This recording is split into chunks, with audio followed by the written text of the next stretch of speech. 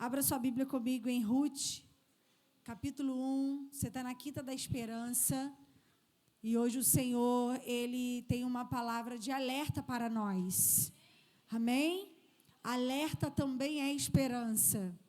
Esperança não é só o sinal verde do trânsito, mas também o sinal amarelo, também o sinal vermelho.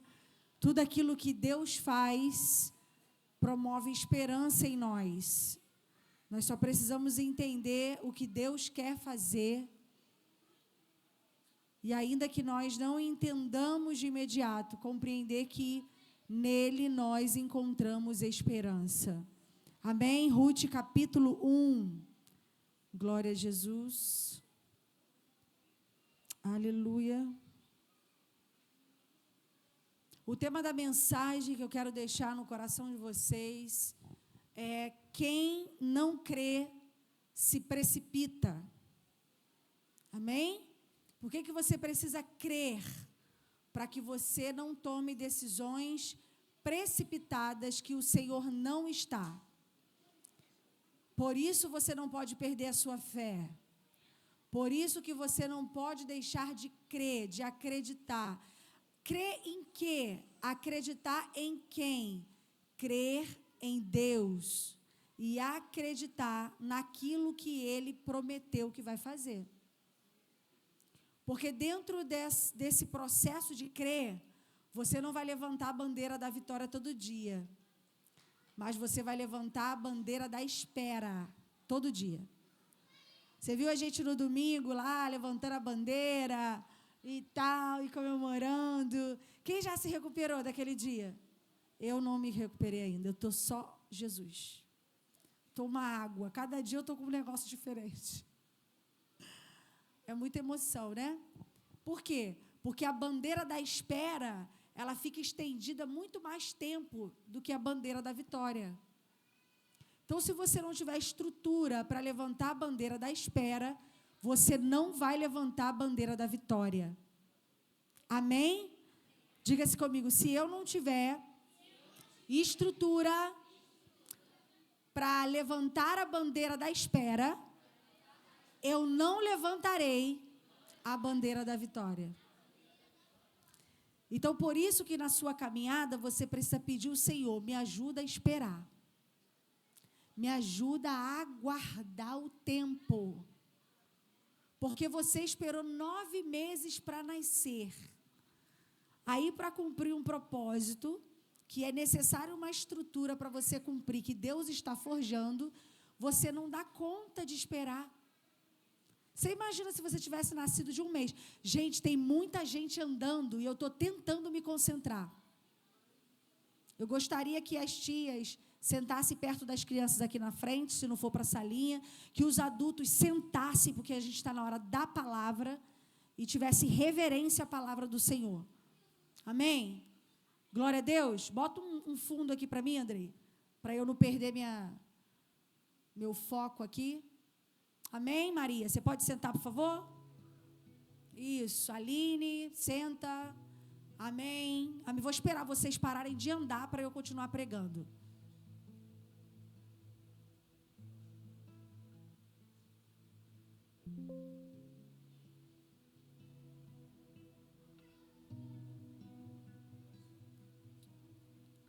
Amém. Você precisa compreender que a palavra do Senhor, ela dá destino. A palavra do Senhor, ela muda o nosso interior. Às vezes você chegou aqui com tanta aflição. A palavra, ela te organiza por dentro. Por isso que nessa hora não é hora de falar, não é hora de beber água, não é hora de resolver problema, não é hora de atender telefone, não é hora de mastigar chiclete, não é hora de nada disso, é hora de esperar o Senhor te organizar por dentro. Porque se o Senhor consegue te organizar por dentro, você tem estrutura para esperar. Toda essa agitação é para você não entender a palavra.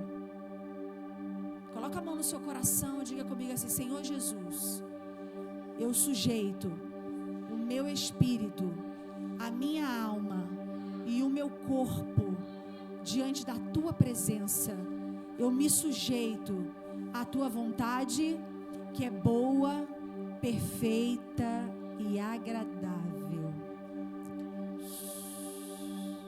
Amém? Esperar.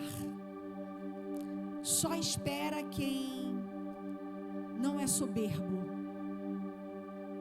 quem o orgulho está completamente dominado por Deus. A pessoa que tem um orgulho muito aflorado, ela não vai esperar o tempo de Deus.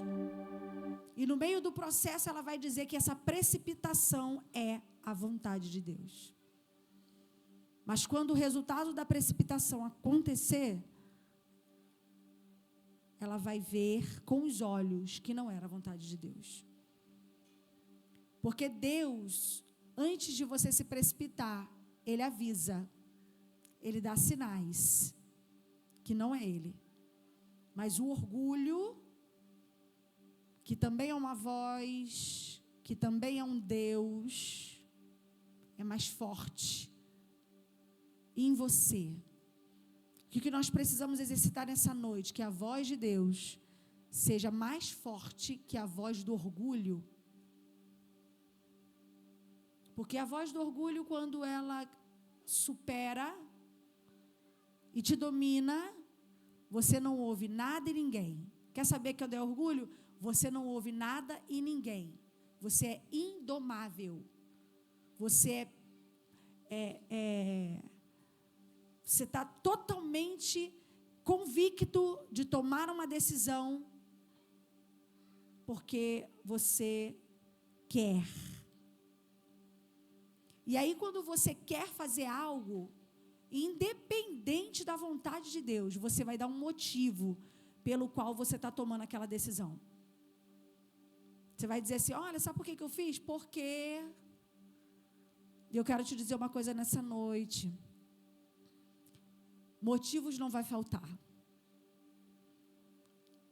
E a verdade é que não é pelo motivo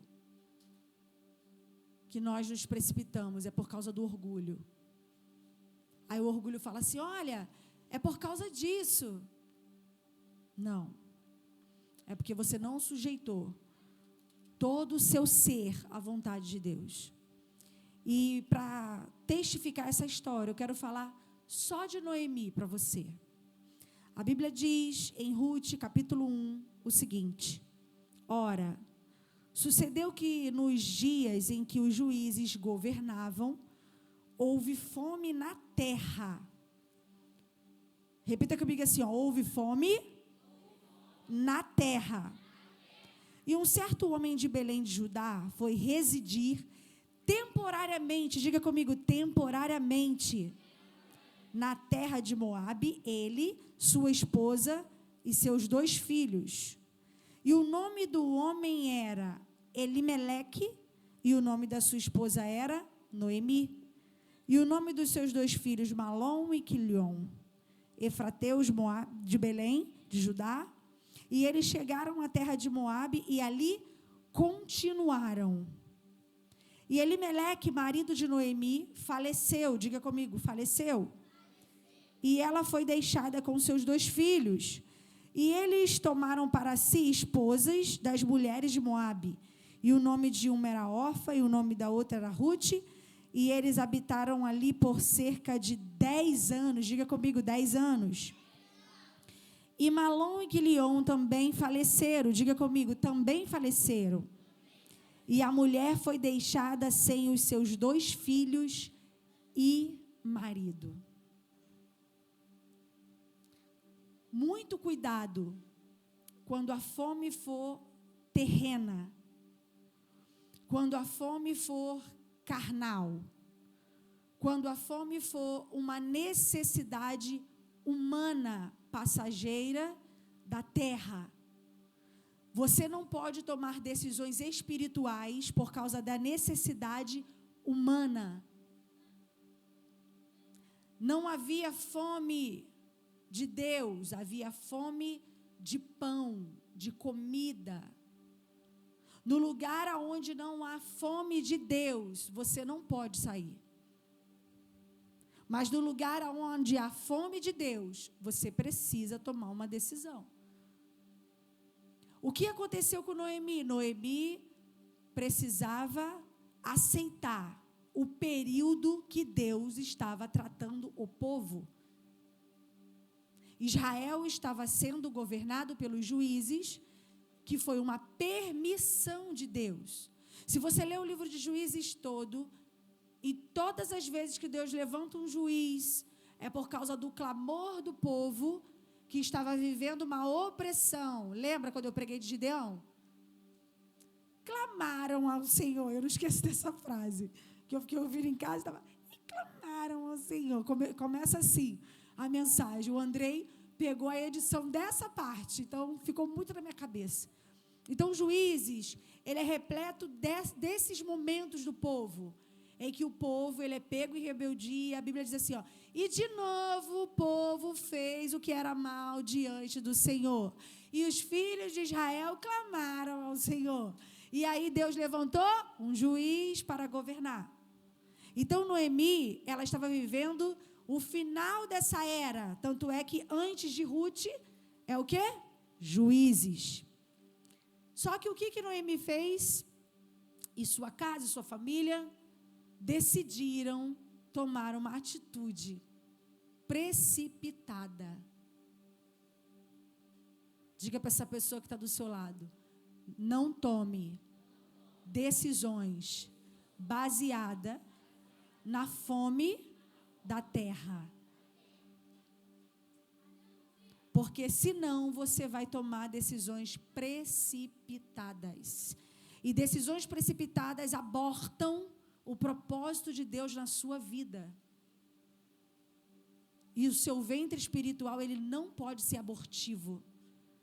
Ai das mães que quisessem rasgar suas barrigas no 3º mês de gestação. E eu não sei quanto tempo você caminha na presença de Deus e você quer rasgar o seu processo de gestação. Vai abortar o propósito. Vai com propósito e volta sem. Só que o Senhor te entregou um propósito para ser eterno, para apresentar esse propósito na eternidade com frutos. Deus não te chamou para apresentar uma barriga espiritual cortada de forma precipitada, não. Ele te chamou para que você viva todo o propósito. E aí você vai precisar se acostumar a levantar a bandeira da espera. Ali vai um homem que espera no Senhor. Ali vai uma mulher que espera no Senhor. Ali vai um jovem que espera no Senhor. Se nós não tivéssemos esperados, nós não estaríamos comemorando. Porque nós tivemos propostas, nós pensamos em fazer coisas, pensamos, mas no fundo, o Espírito gritava: espera. Foram quase 10 meses levantando a bandeira da espera. E no dia 9 de março de 2025, a bandeira da vitória. Aí eu te pergunto, quanto mais você levanta a bandeira da espera, mais do que a bandeira da vitória? Qual é a bandeira que você levanta por mais tempo? Da espera. Então, se você estiver vivendo uma vida em prol, com o objetivo, com a intenção de levantar a bandeira da vitória todo o tempo, você vai se precipitar como Noemi. Porque Deus está levantando homens e mulheres e jovens que consigam sustentar a bandeira da espera. O vento está batendo e você está: eu vou esperar. A necessidade está batendo e você está: eu vou esperar. A dificuldade está batendo e você: eu vou esperar naquele que pode fazer todas as coisas. Aqui a bandeira da espera, firme, ó. E o vento batendo, e você segurando a bandeira da espera. Mas se você lançar essa bandeira no chão, você vai se precipitar. E se você se precipitar, você pode voltar com perdas irreparáveis. Porque perder gente, como é que você traz de volta à vida uma pessoa que já morreu? Não dá.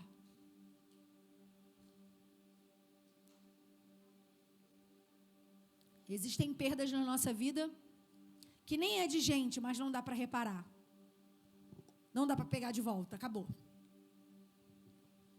Existem propósitos que Deus deu para nós, que no ato da precipitação não dá mais para pegar de volta. Deus já passou para outro. Elias, se tivesse pensado em retirar aquelas palavras que ele liberou, não dava mais tempo, Eliseu já tinha sido escolhido. Então, muito cuidado para você não se precipitar. Porque a beleza da fé está na espera. A beleza da fé está na espera. Porque as pessoas estão vendo o vídeo, tá lá, tem mais de 7 mil visualizações, virou notícia. O que eles estão vendo? A bandeira da vitória. Mas a bandeira da espera. Só a gente aqui que sabe. E a gente mais no secreto sabe, um outro nível. As pessoas vão olhar para você pela quantidade de bandeiras da vitória que você levanta. Mas elas vão acabar com a tua vida quando você se precipitar e perder. A expectativa do homem mau e da mulher que é má e perversa é: vai se precipitar e vai perder. Mas você vai falar assim, ó, eu não vou me precipitar. Eu vou esperar. Porque aquele que prometeu é fiel para cumprir no tempo dele. Eu sou diferente, o meu bebê vai nascer de 5 meses, morto, sem vida, com problemas, com dificuldade, tendo que acionar médicos. Não, o processo de gestação de propósito é o mesmo. Paulo aguardou 13 anos sendo treinado. José, 13 anos entre prisão, poço e palácio. E você quer ficar 2 meses esperando? Quem é você? Quem é você? Quem é seu povo? Quem é teu Deus? Quem é teu pai? Para te dar esse benefício todo. Deus não tem filhos prediletos. Deus tem filhos que esperam. Deus socorre filhos que esperam. Deus dá vitória para filhos que creem, independente das circunstâncias e da fome terrena que se apresenta. A Bíblia vai dizer que Tomé, ele era um dos discípulos, dos apóstolos. Quando Jesus foi chamado para ressuscitar Lázaro, para curar Lázaro, para visitar aquela família, ele disse, não, eu vou, essa doença não é para a morte. Aí disseram para ele assim, não, mestre, mas quiseram te apedrejar agora e o senhor quer voltar para lá?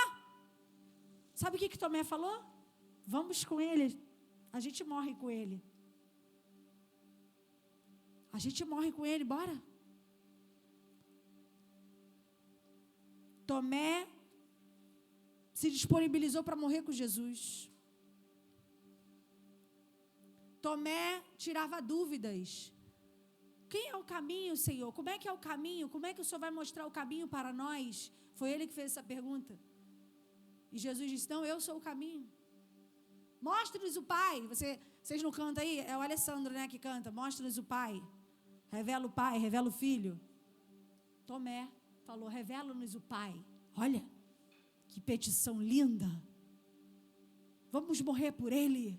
Que coragem maravilhosa. Mas no dia que disseram, Ele ressuscitou. Ele disse, eu só acredito se eu colocar a mão no lado, se eu colocar a mão no buraco. Tu tem noção? E os discípulos, não, mas nós vimos. Só acredito vendo. Todo mundo, e ele, só acredito vendo. Não tinha fé. Ele tinha fé naquilo que via. Então, bora, a gente morre com Jesus, porque ele viu Jesus fazer um monte de coisa. Talvez ele jamais estava imaginando que Jesus de fato ia morrer apedrejado. Porque ele estava vendo. Mas no dia que Jesus desapareceu e só deixou a palavra, ele perdeu a fé. Eu não sei qual momento você está vivendo na sua vida pessoal. Até porque nós estamos vivendo as mesmas coisas nos últimos dias, né? Vitória, vitória, vitória. Mas vai ter momentos da tua vida que Jesus vai desaparecer e só vai ficar a palavra, assim, ó. Você não vai sentir, não vai ver nada, mas vai estar só a palavra. E no dia que ficou só a palavra, ele disse, eu só acredito vendo. Perdeu a fé. Aí ele aparece no meio da sala. Estava lá todo mundo reunido, aí Jesus aparece. Sem abrir a porta, tudo fechado, ele só aparece dentro da sala. Imagina. Entrou. A paz seja convosco. Vem, Noé, toca. Ele vai direto e Noé, toca, pode tocar. Ele vai lá tocar. Nesse momento ele já era para estar ajoelhado, gritando, me perdoa pela minha falta de fé. Mas ele foi lá tocar. Que audácia. Foi lá tocar, ele tocou. Aí você é o Cristo. Acreditou porque viu, não é? Tomé, você acreditou porque viu. Mas eu te digo, bem-aventurados que não viram, mas creram. Você está aqui? Você é esse? Bem-aventurados que não veem, mas creem na palavra liberada. Não adianta adorar depois que tocou no buraco. Não adianta dizer que ele é o Cristo depois que teve que tirar a prova. Porque Jesus responde para ele: bem-aventurado que não vê, Tomé. Você só acreditou porque viu, Tomé. Mas os outros 10 creram violentamente. Não perca a sua fé. Não seja Noemi. Não seja Tomé. Porque há muito que o Senhor vai fazer ainda. Há muito, muito, muito. E o que nós não podemos fazer é esquecer das maravilhas que Ele faz. Porque a falta de memória faz com que a sua fé desapareça. Por que era um pedido de Deus que as gerações passassem de uma para outra o que acontecia? Para que as gerações que viessem pudessem falar, o Deus do meu pai. Você já leu isso na Bíblia, né?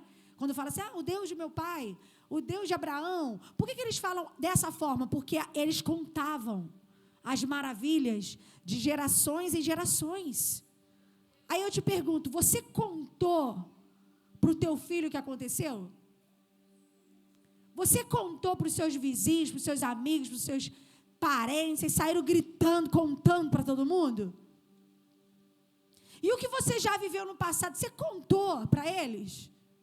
Porque é isso que vai fazer com que eles permaneçam. Até eles terem as experiências deles, eles vão precisar caminhar com a sua. Eu não sei se Noemi ouviu, mas pela cultura, ela escutou. Ela sabia o que Deus fazia. Então, na hora de tratar o povo, ela foi embora. Acabou o pão. Eu vou embora. Eu vou embora porque essa igreja vai fechar. Acabou o pão.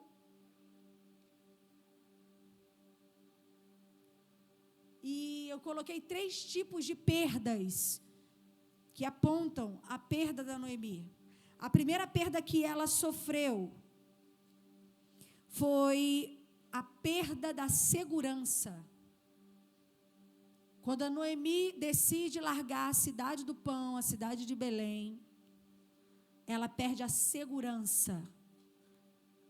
Porque quando você está na presença de Deus, no centro da vontade de Deus, você pode estar passando o que você tiver. Você não perde a segurança. Você sabe que Deus está com você. Você sabe que Ele é o teu Pai e que Ele vai te proteger. em qualquer situação. Então, a primeira perda de Noemi, ela perdeu a segurança dela. Porque casamento naquela época apontava para a segurança da mulher. Então, ela perdeu a segurança. A primeira perda dela. Só que, queridos, olha que interessante. Ela teve a primeira perda e ela não se ligou que ela precisava voltar. Ela insistiu 10 anos longe da presença de Deus. Ela insistiu mais 10 anos longe do lugar que Deus estava. Porque enquanto Deus está tratando, enquanto Deus está forjando, enquanto Deus está amadurecendo você individualmente ou um povo, não quer dizer que Deus não está. Quando Deus está em silêncio, não quer dizer que Deus não está. Mas Noemi, ela continua insistindo. Aí é aquele tipo de situação assim, eu vou sustentar o que eu fiz. Porque o que vão dizer de mim? Se eu permanecer, se eu for embora agora, se eu voltar. O que é essa colocação? Orgulho. Ela, mais uma vez, ela vai para o lugar do orgulho. Ela se sujeita ao orgulho. Toda vez que você pensar assim, o que vão dizer de mim? Você não está se rendendo a Deus, você está se rendendo ao orgulho. E por causa desse orgulho, ela tem mais 2 perdas. Eu quero liberar uma palavra sobre a sua vida, sobre quem está nos assistindo. Que o orgulho não seja maior do que a palavra de Deus na sua vida. Que haja sobre vocês um espírito humilde. Um espírito de humildade. Que não coloque à prova a perda daquilo que Deus já te deu. Por causa do orgulho. Se tiver que tomar qualquer tipo de decisão, qualquer tipo de... faça. Correndo. Não espere tempo, porque ela teve mais 2 perdas. E essas 2 perdas que Noemi tem, eu dei 2 nomes para ela. A primeira, a segunda, no caso, a primeira segurança, e a segunda, Noemi, ela perde a presença de Deus. Ela perdeu a segurança e agora ela perdeu a presença. Porque você ter a presença, querido, não é só você sentar nessa cadeira e me olhar. Perder a presença é você não sente Ele. Você tem a ausência de Deus. Você tem um vazio no seu coração. E Noemi, ela perde a presença de Deus. Porque aqui no meio da multidão, Deus sabe quem são os seus. Deus sabe com quem Ele tem intimidade. E Noemi perdeu a intimidade. Noemi perdeu a presença. Toda vez que entre o orgulho e a presença de Deus, você está entre o orgulho e Deus, você escolhe o orgulho, você perde a presença. Deus não vai competir com o seu orgulho. Os filhos de Deus, eles são humildes. Aprendei de mim, que sou manso e humilde de coração, e encontrará descanso para as vossas almas. Muitas pessoas aflitas de alma, porque elas não são humildes de coração. Elas não encontram descanso no Senhor, porque elas perderam a presença de Deus. Então Noemi, ela perde a segurança e agora ela vai perder a presença. E por último, eu coloquei a última perda de Noemi por causa da sua precipitação. Noemi perde a promessa. Aqueles 2 filhos para Noemi simbolizava a presença e a promessa. E ela perde agora, além da segurança, além da presença, ela perde a promessa de Deus. Porque como você vai sustentar a promessa se você não tem presença? Quantas pessoas andam pela rua dizendo que tem uma promessa, mas não tem a presença? Não tem como você viver uma promessa sem a presença de Deus. O que pode acontecer é um outro espírito aparecer como Deus, e fazer você ilusoriamente parecer viver uma promessa que não é a dele. Eu não sei se você sabe, mas existem milhares de espíritos. Mas só existe um, que é santo, santo, santo. E é esse espírito que você precisa reconhecer. Os outros fazem várias coisas, mas só tem um que é 3 vezes santo. Só tem um que salva o homem da condenação eterna. Só tem um que reconcilia pais e filhos. Só tem um que faz essas manobras genuínas, verdadeiras, poderosas, minuciosas. Sabe aqueles detalhezinhos cirúrgicos? Só esse espírito pode fazer, os outros não. Os outros não podem fazer. Então você precisa reconhecer a presença, guardar a promessa e se manter no lugar de segurança. Carregar a promessa, a presença e ter segurança em Deus nem sempre vai te dar coisas da terra. Às vezes pode acontecer. Gente, 10 meses, 9 de março. Quanto tempo tem 10 meses? São quantos dias 10 meses? Faz aí um cálculo médio, 30 vezes 10. 300 dias versus 1. Aqui tinha segurança, presença e promessa. Por isso que você não pode parar por causa da vitória. Porque tem gente também que fica tão chapado com a vitória, né? Que aí agora eu vou curtir na lancha. Aí fica lá 1 ano na lancha. Você não pode parar na hora da vitória. Porque no meio da batalha tem segurança, tem presença e tem promessa. No dia 9 de março, a gente levantou a bandeira da promessa.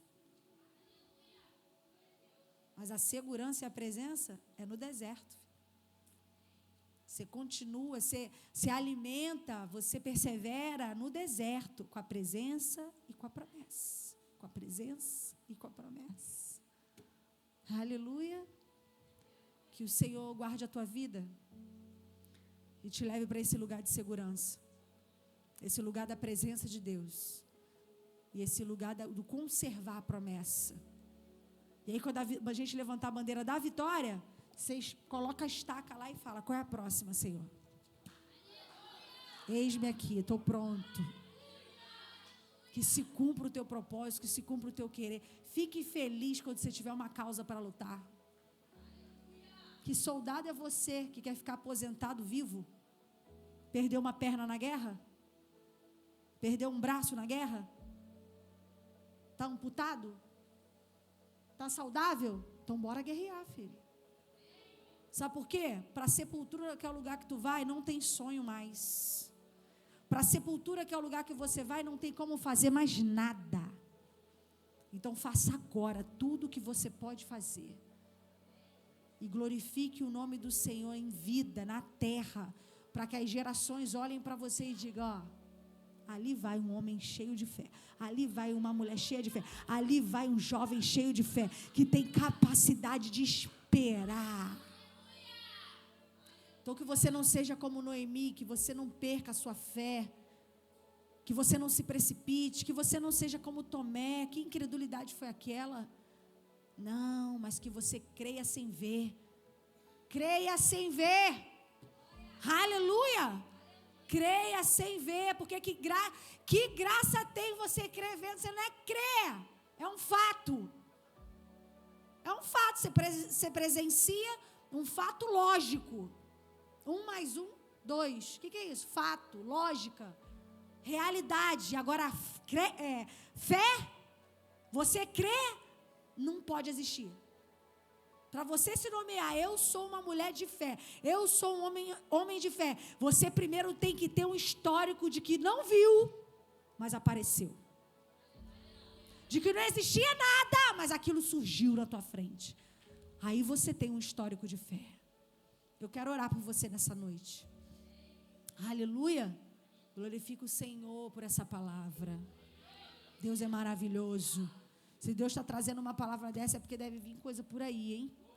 Então, para você que foi Tomé nesse barco, para você que foi Noemi nesse barco, Noemi não, né? Porque você está aqui, tu não foi embora.